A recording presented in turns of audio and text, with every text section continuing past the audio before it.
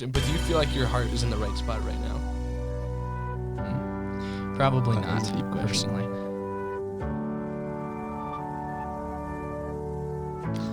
Well, what's up, guys? Welcome, Oh, come on, welcome we're to the not- channel. Wait, hold on. Hey, Luke, you gotta go to at least a 3, 2, 1. No. Oh, but the song was so nice. I thought that'd be a perfect intro. You know? No. What's the song? Can I hear it? Well, you just The sung one it. that we were doing. We are on episode 69. And today we're talking about sex. Wow, we're like 4 seconds in, and you already have to cut something out entirely. Well, no, but we have a very special person back on. Finally, I'm not it's been special. a long time. What do you mean? Well, We've both been MIA. it's either an insult or it's undeserved. But Those two. Wolfgang, aka Jack. I don't know what to call you anymore. Just call me. AKA Wolfie. Someone called me Evan today. That happened. Yeah. Well, I'm glad you're here. Well, thank you. It's good to be here. What's it like to be back in the Aspen Valley with the snow and? I didn't miss the weather. Like No? 2 days after I got back, apparently it's like the coldest day we've had it all year. It was pretty It was cold. chilly. Get in the car, it says -5, and I'm like, Okay, well, so you don't like the cold.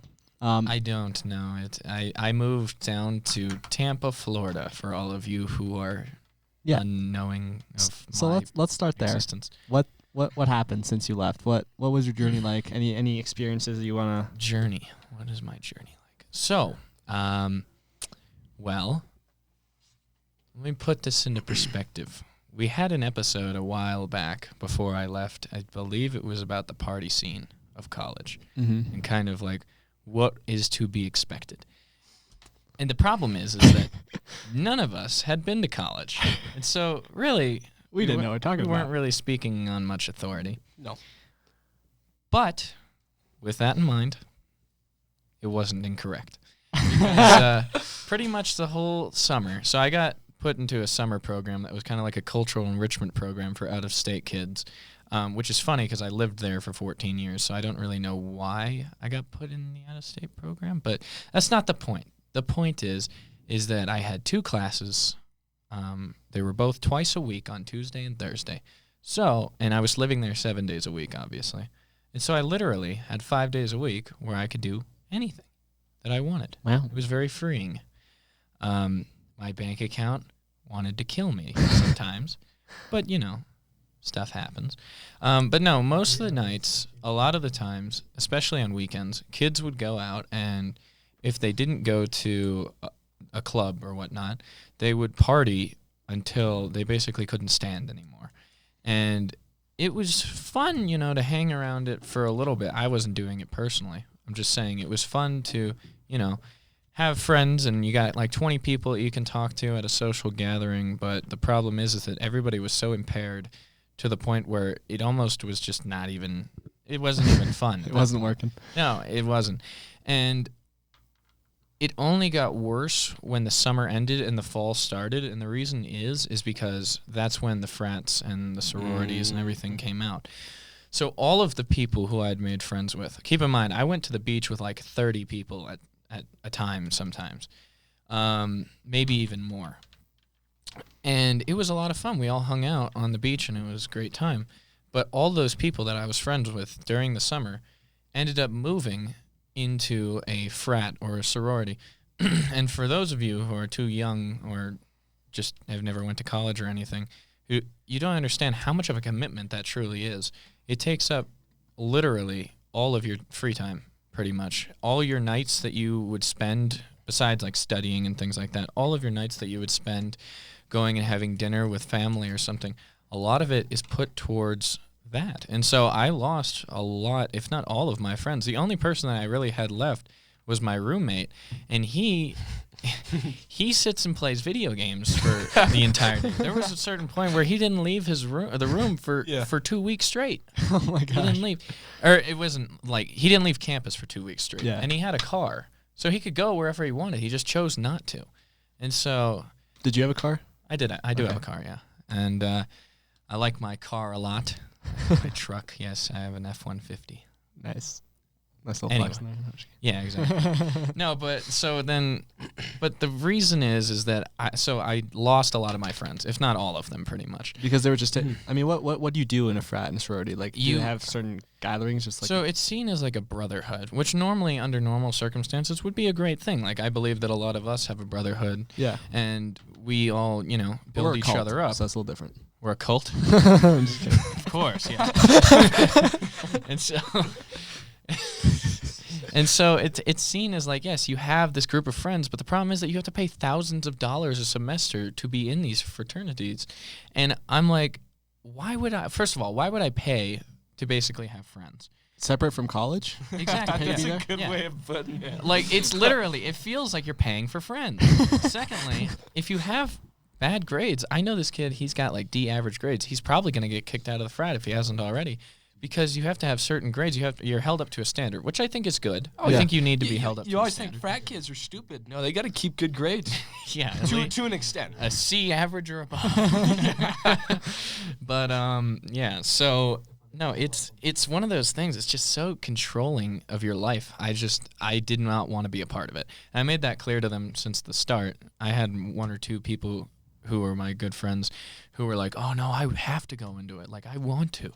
And they're doing okay, but it's one of those things. Like they'll give me a drunk phone call every now and then, and I'm like, "What happened to you?" Yeah. Because you feel as if you know these people. I feel like a lot of kids are just pressured into doing it because it's like, if I don't go be part of a frat, what am I going to do in college? Yeah. What friends am I going to have? Well, I think that's the only way to make friends and have fun.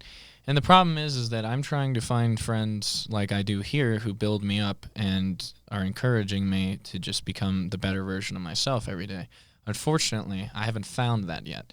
So Have you found any sort of church or community or? So I tried actually going into a church early on, mostly in the summer.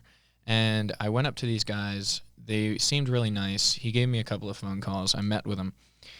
And we talked about, getting together and spreading the gospel and things like that. But it turns out like I met with a couple other people, and they all almost felt as if they were like strictly, you can't sin, one, and two, you have to spread the gospel. And granted, those are like moral things that you keep in your head, yeah.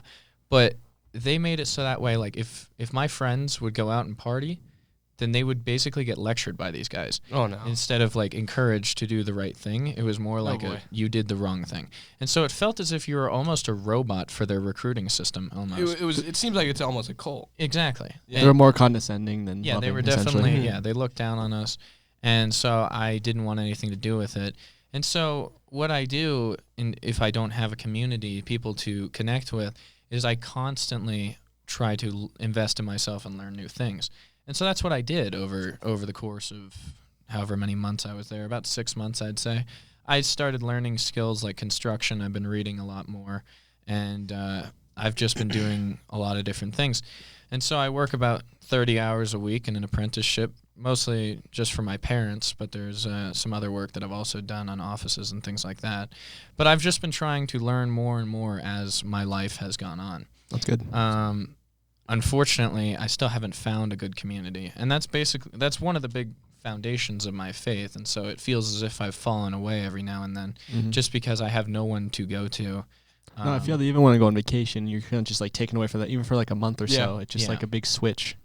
When you're like taken away from something. So how's your faith been without like a community like we have here at Crossroads? It's definitely not as strong as it used to be. It's more like an on and off, like, oh, shoot, yeah, I forgot about it for a second, because there's always so much going on. I'm working about 3 or 4 days a week.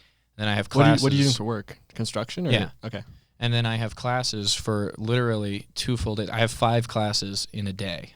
So, and they're each like an hour or 2 hours. So one of them was even 3 hours at one point. Okay. And so it's hard. Plus you have all the homework on top of it. So I'm not trying to make any excuses or anything, but you know, it's not the easiest thing in the world to keep track of all of your homework and everything, and then on top of it, stay in a faith, especially when you have nobody to hold you accountable. I think that's definitely one thing that we need to that we all take for granted here, is that we have people that hold us accountable. Yeah. We try to stick, and we're honest with each other. We try to stick with what's right for us, what's going to, help us in the long term. But doesn't Tampa, Florida have like just a huge population? You'd think there'd be something there. Probably. crazy. And honestly, I blame myself a lot of the time because I don't think I'm trying hard enough personally. And I'll admit that outright. I don't think I'm doing what I'm supposed to be doing in terms of finding a church. But yeah, when I don't have like a community, I mostly just invest in myself. I try to constantly figure out like ways that I can be successful and ways that I can learn new things. And it works out well, but definitely there's been drifting back and forth between, being with God and being without him. And it sucks because for some reason my mind is wired to where if I mess up, I feel as if I'm on the other team, if that makes sense. Like I'm working against God now since I messed up, instead of, being like, oh, I screwed up, but I'm covered and I need to return to God because that's the only way that I'm going to redeem myself. Yeah. And so a lot of the times it feels as if I'm working against God if I am doing something incorrect. And it makes me not want to go back to him, but then I have to snap myself out of that and go back to him, and then it's okay again. So what are your ways you go back to him? To like prayer, reading? Yeah, a lot of the time. So I have a lot of alone time, especially because where I work is about an hour away from where I live. So I've got a lot of time where I can listen to worship music and talk to God and things like that. And I read in any free time that I do have. And I'm trying to... Reading, like actual reading or audiobooks? Yeah, actual reading. I tried... I don't do any. Yeah. Well, the thing is that I got to minimize my phone usage. I might switch over to a flip phone at some point, my gosh, because me being on my phone has become such a problem for me to where I just don't even want to... I don't want to... Have you heard of the what's it called? The dumb phone? No, I have not. You haven't? It's... So, I mean, I've seen videos about it. It seems pretty slow, but you can still text. You can still call. I think it even still has GPS on it. Yeah. But you can't download any social media. I might just get like a slider phone and then go for that. Because the one thing about a flip phone is you can't text very easily. Mm-hmm. Just take your phone and like force it onto like turn cellular data off. Yeah, I mean, and no internet. I've tried a few things, but yeah, it's too easy to turn back on, so it doesn't work. Yeah. It's like one of those things. Yeah, you gotta. Let's say there's a cage right here, and you gotta grab something, or there's something there that you're not supposed to have, but you can just reach through the bars and grab it. It's well, what's the cage really doing? That's true. So. Yeah, I've put time limits on like Instagram and YouTube. But that's always just ignore. But but for some reason Apple lets you just click ignore time limit and then just keep watching it. And so it's like I had Jocelyn put a code on my phone so that way that's smart. So that way she could do my parental controls and I could do hers. And so I was like, oh, good, this will work. And then it pops up. It's like, your time limit's reached. I click ignore, and then I just keep going. And I'm like, well, then what's the point of the freaking time You can't limit? do so you can't even do a password to click ignore? No, you can't. You just you can. it bypasses it. Well, maybe I haven't figured it out, but when I go back to fix it, both of us have forgotten the passcodes that we put on each other's phones. This must be one of the first like moments where like someone your age tries to get the thing to work. Yeah. Where it turns off. Sweetie, I don't want it. Yeah, exactly. No, it's ridiculous. I want to turn it all off and just, be at one. And it's nice. Like some mornings I'll wake up and I won't even go on my phone for hours. Yeah. And just be one with God and one with the universe. You're just there in the moment. You don't need any specific you don't need something to distract you. I feel as if I might have a little bit of ADD, but I'm not going to sit there and be one of those self-diagnosers that it's like, I have ADD, so how dare you say that? Yeah, no. I might have it. Dyslexic. Would you ever want to try a phone fast for just a week even? Just not using your phone? But the issue is that like I have people that call me, I have people that text me. That's the thing. Yeah. And so I would do like a slider phone, and I'd probably stick with that if I liked it. And the one thing is I need like a GPS or something. But I'll just put that in my car. Oh gosh. I mean, I'd be so lost if I had no GPS. That's the one thing is I need a phone that like doesn't have Instagram but still has Google Maps. Because the phone has replaced so many things like that we used to have, like music, flashlight, even camera, all these things. Yeah, this calculator. It's become one device. So that's why puts it people all are into one. It's so convenient. Yeah. Have you tried just just deleting Instagram and Snapchat? Yeah. Well, Snapchat's not a problem. Snapchat's fine. I don't care about Snapchat. But yeah, Instagram and YouTube are my two biggest ones. Just TikTok alternatives, we'll call them. TikTok. Because I've never downloaded TikTok. I've never liked the whole idea of the Chinese government being able to access my information. So that's smart. Personally, I don't do it because they can like look at your contacts and photos and stuff. Oh and yeah. They have an algorithm based on your personality entirely. Crazy. So I don't know. I'm not comfortable with it. And they're like, yeah, Instagram and YouTube do the same thing. It's like, yeah, but you know, they're not owned by the Chinese government who wants basically death to America all day. So let's kind of like make this a little easier for everyone to understand. If you could start over, like let's say you left for Florida today, what would you do differently? What would I do differently? I would probably, well, the thing is that... Or would you not do anything differently? Well, that's the thing, is I never know how things are going to turn out if I were to change them. So, like, for instance, if I had chosen not to be part of the popular crowd and hang out with 35 people at the beach, what would my destiny be in terms of that? Would I be better or worse? Because maybe I have, you know, friends and connections that I wouldn't have had without doing that.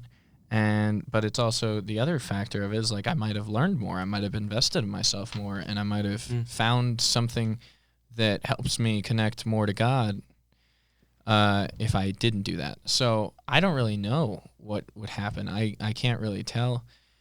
And so would I have changed things if I knew the outcome and it was a good outcome? Yeah. But I don't really know what could be different. So I don't really know if I could. Do you have any desire or calling, let's say, to join a ministry? Well, I always want to, but the question is like, is it the right one? And so I have constantly, I went to probably 2 or 3 different churches on campus, and I met this girl, and I went to her room one night, and I talked to her for probably a good 4 hours.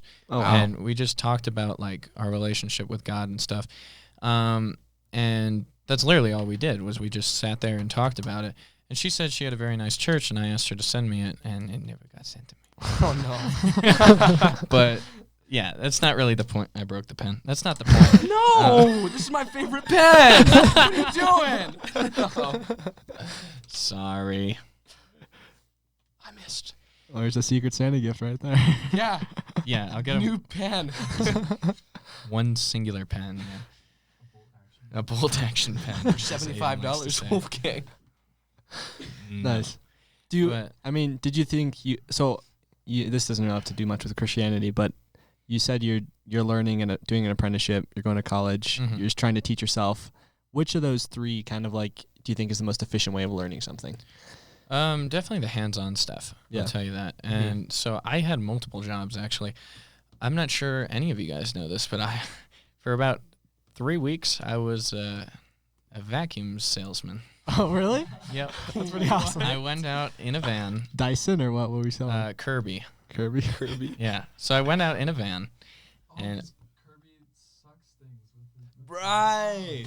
So I went out in a van, and we had a bunch of these boxes, basically. The model was called the Avalier 2. No. And we'd go out. And you just sold me. So we would basically do an entire demonstration on why this thing was good. Because you could never sell a vacuum at this price. Oh, it was $3,800. You could never sell a vacuum at this price point without being able to justify it through, like, you know, demonstrating it. Nobody would ever believe that something's worth that much unless you actually went out and do it. And I thought that I was, you know, helping people. I thought that I was doing the right thing by, you know, showing them this great product that was going to help their house and stuff. And then one day, Jocelyn, well, first of all, it was about some Did you sell any? No. I wasn't. Not Well, one? because, no, but the thing is that it wasn't a salesman personality. You need to physically go in there and put on a show. You need to lie to the people in order to make it seem as if it's real. They would tell me, like, hey, or they're like deaf, blind, or whatever. I don't care, like, as long as I get the sale. And they would be like, you have to, or whatever. They had like an instruction manual on what to do. Like they had a 10-step plan on what you should say, and they would walk me through it all. And he said, like, you have car payments, whatever, you got rent, put that all into there and say, you know, if you feel as if you're hurting them, just think about it like it's me or them. And I was like, I hate that. I don't like that at all. So I never put my like fake show on. I was always honest with the people. And then I'd also have like 15-hour days some days. Literally, I'd wake up at 9. I wouldn't get back till 1 a.m. Or I would get there at 9. I wouldn't get back till 1 a.m. So it became a big like, I'm not 100%. I'm not on this really. And Jocelyn was the main factor that did not like it because I would come home so late. She would hate it. And so she came up to me, and the main thing that kind of drove me away from it all was she came up to me and she goes, Jack, I looked up what you're selling, and it's only selling for $2,100 online, not $3,800.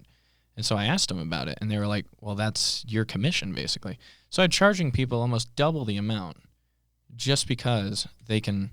Like the in-person show. Yeah, because I got the in-person show, like they're paying me for my show or something. And I thought that was kind of terrible, in my opinion. So after every show after that, I basically would tell people, like, listen, if you're going to buy this, because they wouldn't sell it, or they wouldn't buy it from me, I would say, listen, if you're going to buy this, do it online. Don't call these people. That's what I said. I was the like... opposite of Wolf of Wall Street right here. So I was like, I'm sorry, like, goodbye. And I didn't even get a paycheck on it because I basically made only commission. But yeah, so I learned a little bit of sales stuff. Not really though. I try. It's not like sales at all. Yeah. Who knew the vacuum industry was so dirty?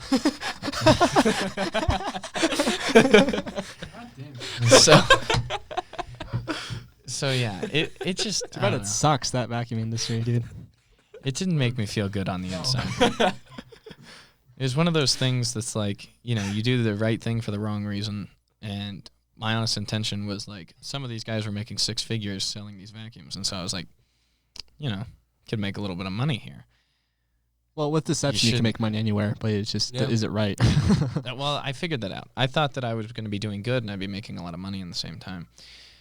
Unfortunately, it's rare that you can really like fully do good and make a lot of money. It's very, very hard because money's not typically used as a good thing. Well, that's a good lesson right there. I'd say. Right there. So yeah. So that was one job. What was the other two? Oh no, I said I had that job for 3 weeks. Yeah. What else I had 2 other jobs that reached out to me, but I didn't actually take them. Okay. One of them was a plumbing business. They wanted me to be a plumber. Lay down some pipe. Yeah. Nice. They wanted me, or they actually were going to pay me pretty well, but I decided not really, no, because I don't like dealing with human feces that much. It's not the worst thing in the world. I could deal with it, but, you know, how bad do I want it? Not that bad. Yeah. Not that bad. So hands-on learning, best way to do it. Have you learned anything useful in college, you think? Like, what kind of classes you taken? This is the problem, is that they're all prereqs right now. And so I can't take anything for my actual major, which was funny because I went to go register for classes for next semester, and I literally chose, like, real estate and marketing and, you know, construction, things that I wanted to do. And it said, like, the limitation was either this isn't your major or you haven't completed your prereqs. And so I emailed my advisor, because I've never done this before. No one's ever explained it to me. I felt like an idiot. But he goes, what are you doing trying to register for these classes? You have things like econ and composition and things like that, history. I'm like, I didn't pay for college for that. I'm not here that advisor saved your life. Why is that? If you were able to take those classes, you'd overload yourself. Well, I think I'd be fine. But he wanted me to do the prereqs, which you're required to. So I'm going to have to take those classes eventually, which I wanted to take those classes, but they said no. College is a scam, let me tell you. On certain aspects. I mean, I think if you go for like a legitimate thing, like a doctor or a lawyer, sure, go for it. For sure. But the majority of people who are there, they're not there for the right reasons. A lot of them are there for the partying in the community, which I think is one thing. My parents sent me to college because they wanted me to be part of the partying community. But it's really it's not fun for me. I don't know. Different people find different things fun. I'll have, you know, a drink or two at a social gathering. I won't get blasted, but I'll have a drink or two. I went to a wedding, you know. I drank. One man's trash is another man's treasure. Talk about weddings there, Matthew, or what? Where did that come from, man? So No, I like to go thrifting. No, how are you saying you don't like partying, but someone else likes partying? Yeah. Yeah. but I like going to that like means. social gatherings with my family and stuff, and I'll have a beer or two. I don't. Yeah. I'm not like the alcohol cannot touch the lips of. No, I don't. I'm not like fully against it, but I am against like getting absolutely blasted beyond where you can physically control yourself. But Yeah. Did you listen to any of the Firestarters podcasts while you were gone or no? did I study it? Or listen to any? Yeah, I listened to a couple of the episodes that you Nice. guys did. Any criticism? Any thoughts? No, I mean it's about the same old, same old. I'm not. There's a lot I'm going to say about this, Luke. Okay. No, I'm just I kidding. listened I'm to- just joking. I listened to all of Matthew's episode that he was on recently. Wow. Well, I listen to whatever YouTube recommends. It recommended me the first episode the other day, and I did not watch it. Actually, what like the last month before winter break, I was listening through our old podcasts again. Nice. They were fun. They were good. They were fun. Well, that's Except good. the first one sucked. And the fifth one, that one wasn't so hot. That's my favorite episode. What are you talking about? Everyone go listen to it, actually. Oh, jeez, no, we're not gonna. I still have the newspaper. Oh, From you school. do? Yeah, it's sitting Oh on my goodness. on you my gotta wardrobe. You gotta frame. I don't think that we've ever when told you're this story to the audience. I- I think now's the time to share it. No, older. We have. we have. It's just not worth bringing up, especially because I'm back for one episode out of 6 months, and this comes back up. It's not gonna happen. It's not gonna go down well. The question is, though, are you excited to go back? To where? Florida. I mean, I always loved Florida. Yeah, so I never really wanted to move here in the first place, honestly. Yeah. I think it was definitely necessary for my character development. I don't think I would be the same person as I am today. I definitely think I would be worse off if I didn't move to Aspen. But at the same time, I like the warm weather. Skiing isn't enough to keep me here, unfortunately. I do like skiing, but just not to the extent No, for that sure. it can keep me like living here. And I was talking to Jackie Long earlier, and she was like, not many people can leave Aspen. So she was like, I'm proud of you on that aspect. Mhm. I didn't really understand what she meant, but it made me realize, like, yeah, a lot of these people have been here for 30, 40 years. Mhm. Like, they don't leave. Which, No. whatever, if people like it, they like it. But she made it seem as if, like, people can't get out. It's a trap. No, Like the Mormon you're under communities. you're you under know? a curse in Aspen. It's just a curse of just beauty. I mean, it's a nice place. To It is. live. It is a place of distraction. I'll say that. Yeah, Like that's what people Oh. they want to be It's a distracted tr- from reality. it's a total snow globe. Yeah. That's good. That's a good analogy. Yeah. So, What are you most excited to go back? Just the warm weather, or yeah, I do like the warm weather. I also kind of want to get back into, learning more and more. Because me not being there, stuff is still going on in terms of construction without me. And so I want to learn more. If Little that makes little sense. FOMO going on. Yeah, basically. what are you building houses or? Yeah, for the most part. I mean, small, like, studio apartment things. That's cool. Nothing, like, massive. But still, nonetheless, fun. Nice. But yeah, I've realized like the amount of knowledge that there is in the world is very, very minuscule. Or sorry, that my knowledge is very, very minuscule compared to the knowledge that the world has. And so I realize there's a lot for me to learn. I keep trying to learn more and more, but realistically, there's a certain point where you have to find your niche. Mm-hmm. And you gotta invest in that heavily with your mind. And you're not gonna know everything. I know a little bit about a lot of things. And like, for instance, Jocelyn, she knows a lot about a little bit of things. And so she gets upset when she feels kind of like an idiot sometimes when we're talking about stuff and I'm right the majority of the time. I'm not trying to say this to be mean to Jocelyn, but she'll admit that. And it's because she like if you asked me anything about half the stuff that she knows, I would have no clue. But it's mostly all about like horseback riding and cattle and things like that. Mm. And so I have a very general knowledge. Like, I know a thing or two about it. But she's been doing it for 5-6 years now. So I can't even get close to comparing to what she knows. But at the same time, I've been investing in smaller things that, like, just life experience in general. Mm-hmm. But, it really depends on the person. But eventually you do need to find what you're good at, and you need to invest yourself into that. Yeah. And that's what I've learned, is that there's so much to learn to where you're never going to learn it all. So instead of, chasing after the unchaseable, find one thing that you can get really good at, preferably something that makes a lot of money, and just go after it, and you'll love it. Well, acquire as many skill sets as you can, for sure. That's what Yes. that's what keeps me not broke, Yeah. for sure. I mean, it is important, but like your pursuit for that knowledge of worldly things, does it ever distract you from the pursuit of, the knowledge worldly from God? things? Of Yeah. course. Yeah, and that's one of the big things is that you have to have a balance in your life. That's always been something that I believe is that, yes, you can be 100% God and be fine. You can't be 100% world and be fine.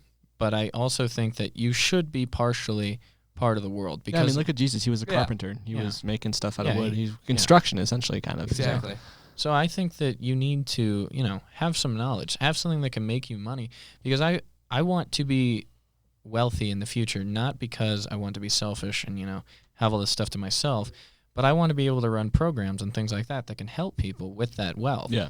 And so that's why I'm striving to learn skills that will make me a lot of money, so that way I can invest it back into the community and invest it to hopefully praise God. Yeah, and I was going to say, like, having these kind of skill sets that we can learn, we can use them to bless others, not just to benefit ourselves. Of course. And Yeah. God can use those gifts to do crazy things. So Yeah. Yeah.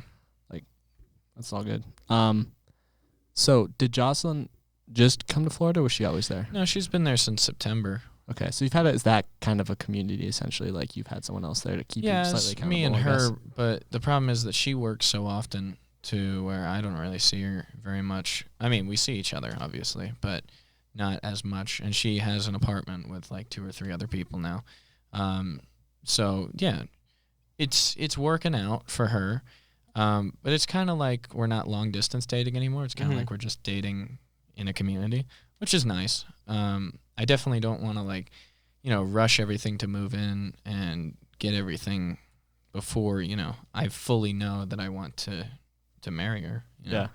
And So for you, would you move in with somebody before you marry them? If you know I you're going would, to marry them? but only, if I was about 99% sure if I was going to marry them. Mm-hmm. It's not, and that's another thing is that the reason why I want to move in with them beforehand is so that way you know how they are when you move in with them, because a lot of the time you don't know what you're getting yourself into if you never some people are super dirty, some people are lazy, some people watch too much TV, and you don't really know this if you're just I mean, you can get it from coming like over walking every into now the and then. room. Yeah, my that's dad true. always says before you date a girl, go and walk into her room, see what it looks like, But and if it's messy, leave. sometimes leave. her, Lukey. She's not worth it. But no, but sometimes people will literally just clean up because you're coming over, so you have no clue until you live You got with these them. surprise, Yeah. surprise So- visits. And that's, it's a big thing is that you got to balance that. You got to understand, like, where is the responsibility of them and where's the responsibility of you, and how is that going to work in your household? But I know, to kind of counter that, I don't disagree with you, but I think what other people might say is, like, I think a lot of the journey should happen within marriage, like growing and helping each other Yeah. change in ways. Yeah, You don't have to be 2 perfect people that both agree on everything before you get married. of course. But I see what you're saying for sure. I don't want to, because, if I'm marrying somebody, that's going to last forever. And my parents, since day one, and a lot of people have told me this, the person that you marry is the number one important thing in your life. After 2. what's number 1, Matthew? God. Okay, I'm saying the Silly. most important decision in your life is choosing who to marry. That's what I was saying. I'd say it's the second most important decision. Second What's the most important one? God. God. Well, that's not a decision.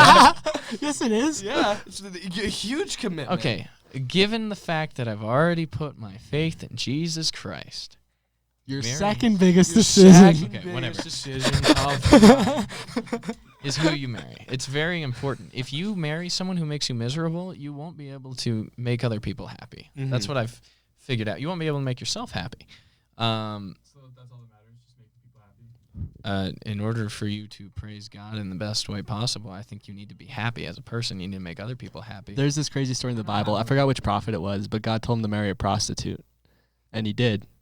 And it was pretty much he used him as a visual example, and like, this is how much I love you, because he's comparing us to a prostitute, right? Yeah. We're just broken, terrible people, but true love will love regardless if they get love in return. I'm not saying obviously marry someone you love, but like God loves us for like even though a lot of the time we don't love him back, and we're essentially in a terrible relationship. Exactly.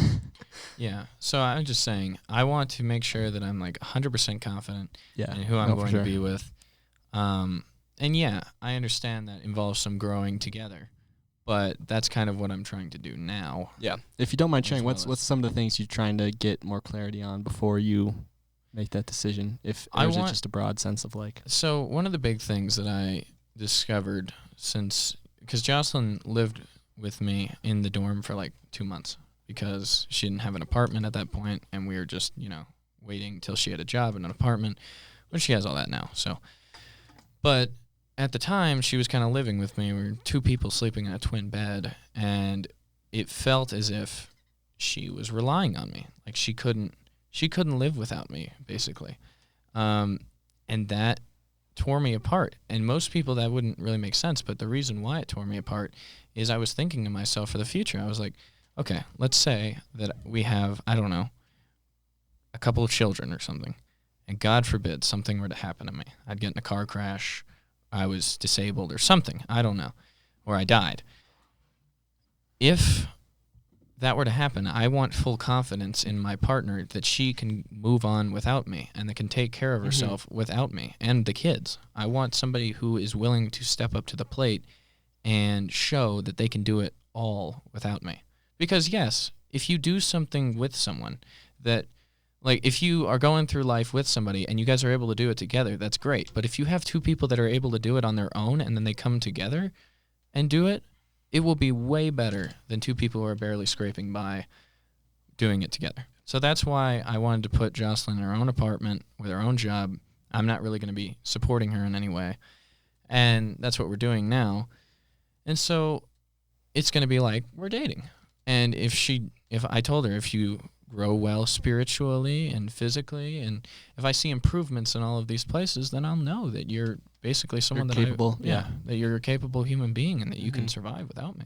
yeah, I mean, we see it in the story of like Ruth and Naomi, right? Like Ruth's husband dies. I think both her kids died.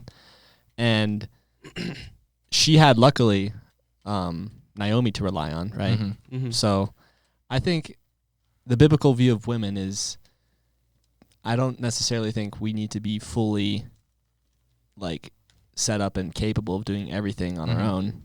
I think it is the responsibility of a man to take care of a lot of that. But Of course, definitely for sure, like having someone that's capable of doing a lot of those things is super important. Yeah, exactly. Raising kids and knowing what's going on. But Saying if I'm going to go far in life, I want someone who is able to go far build with you. on to what I'm doing instead of dragging me back down. Mhm. Yeah. Like if we need to, I don't know, get something done. It's like a business. You don't want to Yeah, have yeah, I don't know. a business partner. Like And it you- doesn't only apply to having a wife. It applies to friends. your friends Yeah. who Yeah. you're with. No, a lot of it is, it's kind of like a business, but also you need somebody who thinks one in the long term and one in the short term. And it's the same because- spiritually too. Yeah. Yeah. Mhm. The short term person will take care of the day to day stuff, like, booking flights and making sure that the food's on the table at night. But the long term person is going to provide the financial cash flow for the short term person, and they will eventually make a plan to where, you can make more and more money. And money's not everything, but you know what I mean. I'm just talking about kind Yeah. of in a business sense as well as in a family sense. Do you think you learned that from your parents? I think they are pretty Mhm. they Yeah. both are very. My mom is Smart. definitely more of a short-term person. She takes care of all the day-to-day stuff, and my dad is the one that makes the big investments and things that help support our whole family. Mhm. And granted, he says that he wouldn't be able to do it without her. Yeah. You both. But you need both of those things to come together to make something very good. And that's kind of what I'm getting at. Is that relationships should build on top of each other and not just one person dragging the other by a rope the whole time. Yeah. Because That's cool. you'll get somewhere, but it just won't be as far as if, you weren't able Yeah. to, or if you had someone else. Nice. Do you have any game plan set in place if things don't go as planned? In terms That's of a very a broad relationship or Well, here, let me specify this a little bit more. Let's say, like with, making money in the future. What's the game plan if you're not able to just make money, have a stable income? So the thing is that I have like 3 or 4 different methods at all times of kind of how I'm going to set myself up in the future. Right now, I'm currently waiting for the housing market to crash in Tampa. Buy some real estate. Yeah, exactly. And that'll basically get me kickstarted. But in the meantime, I'm just going to save up, and then I can figure out my options till then. But it's always good to like look at alternatives and whatnot. Like some people, they'll do something as simple as going to Marshalls or TJ Maxx and buying something and then flipping it and selling it for double or on Facebook triple. with like free couches and stuff. Yeah. No, making money is not hard. Yeah. If you put your mind to Yeah. it, you can make money. The scary thing for me is like, what if God calls me to do something where I'm not going to make money? Yeah. Because I am so obsessed with preparing myself and having things that I want, and like, you know, just like being capable of like, if I want something, I can get it. Like that is so like, it's so tempting to always go after that. Well, and have that opportunity. One of the things is that you need a savings account mostly, because if you're not able to support yourself, it's going to be very hard for you to be able to support others. And many people do it. Many people are selfless enough to where they'll go out and they'll give their last penny to whoever needs it, even though they need it more.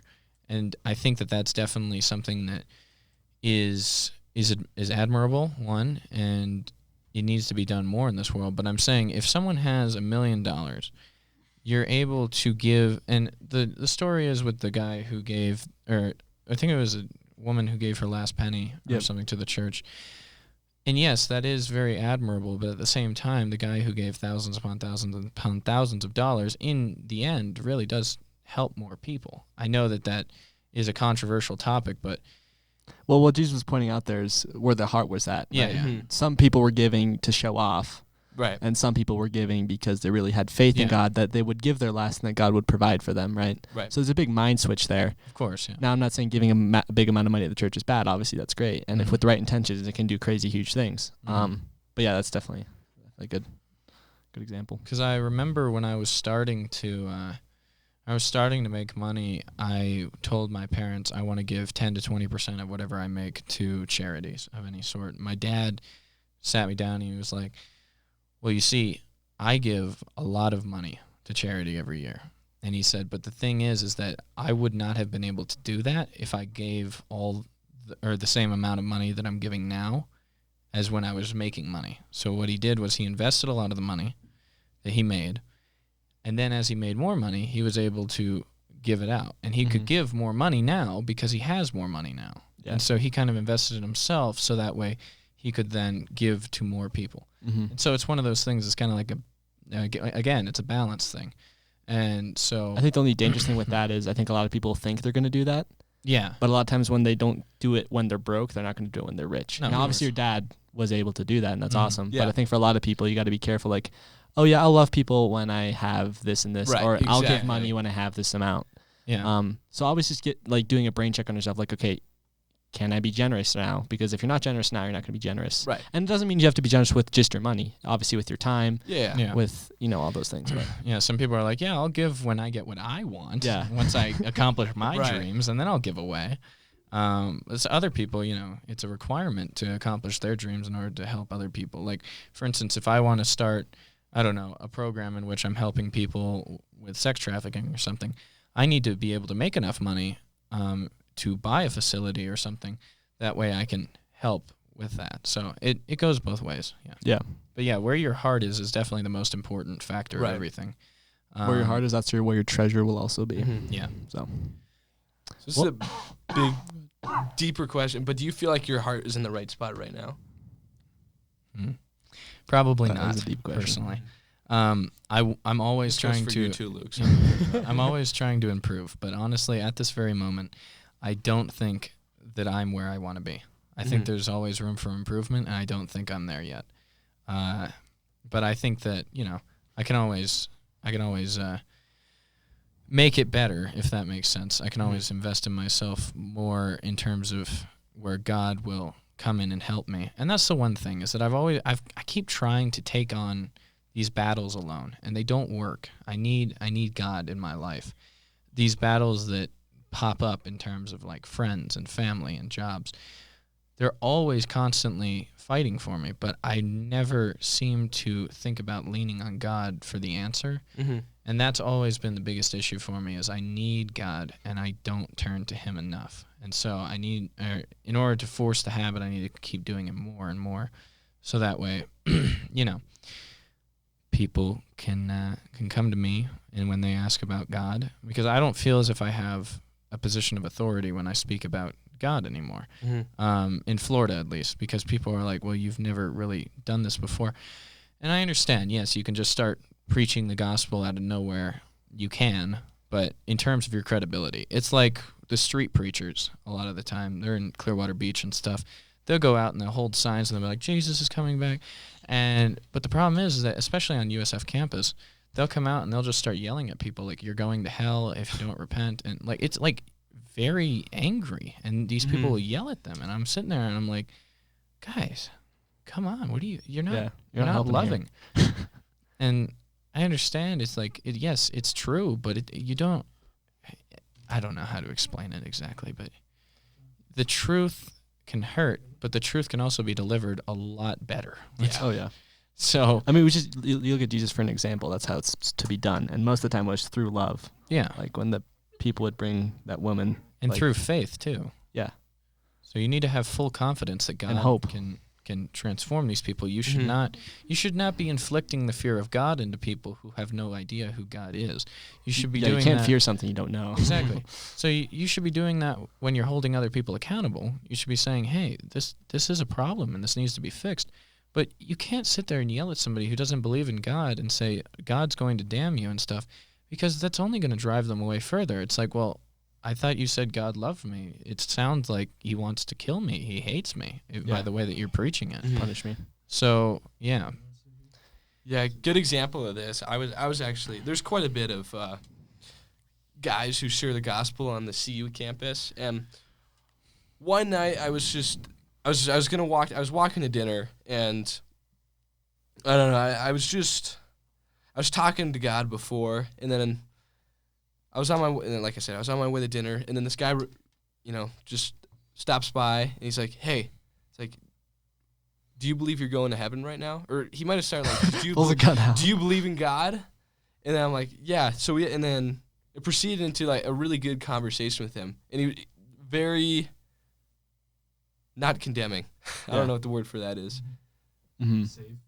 Very, gentle, nice, kind. Loving, yeah. Yeah. And I mean, it just seemed like the way to do it. And it's like, it just kind of, it solidified my faith even more. Yeah. There's some guys on the campus, actually, that will just stand there, and they've got these little packets, and the packets have, like, stories in them, like gospel stories. And I take the packet and I read it. That might be a better way. It's definitely better than yelling at people, I'll tell you that. But I think people need to understand that the way that a lot of Christians spread the gospel is not by yelling in a big crowd. It's by having a one-on-one conversation. There's a lot of times not even with talking. It's with your actions. Yeah, but the way that we come to know God is by growing a relationship with him, and the way that we come to know each other is by, creating a relationship with each other. And so I feel as if you have to have some sort of relationship with the people. You have to, they have to trust you in order to believe what you're going to say, because anyone can scream something at me, but it doesn't mean I'm going to trust them. Yeah. There's no credibility. Yeah. Mm-hmm. So, I mean, if I built that trust with somebody over the years and they tell me something, yeah, I'll probably take it as fact, even if it's not. And that happens a lot in my life.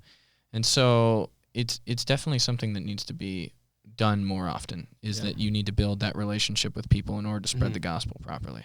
Have you had the chance to spread the gospel with any non-believers? I have, but, like I said, it's one of those things that are like, oh, well, you come to our parties. Granted, I don't drink or do drugs, but they're like, you come to our parties, what authority do you have to speak on this? And so that's one of the big things that I stopped going to all the parties, even though I didn't do anything. Jesus hung out with the sinners, too. Exactly. You got to be, you can't spread love and knowledge when you're not there. But, a lot of people are just very accusing. Yeah. Right. If that makes sense. And so they're like, well, you're not any better than me, which at the time I look back and I was like, you're right. I'm probably not.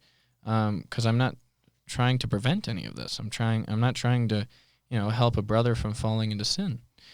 And so, yeah, that's one of those things. It's like, yeah, I did try once or twice, but it's hard, especially because all these people now join frats, and so they trust those people more.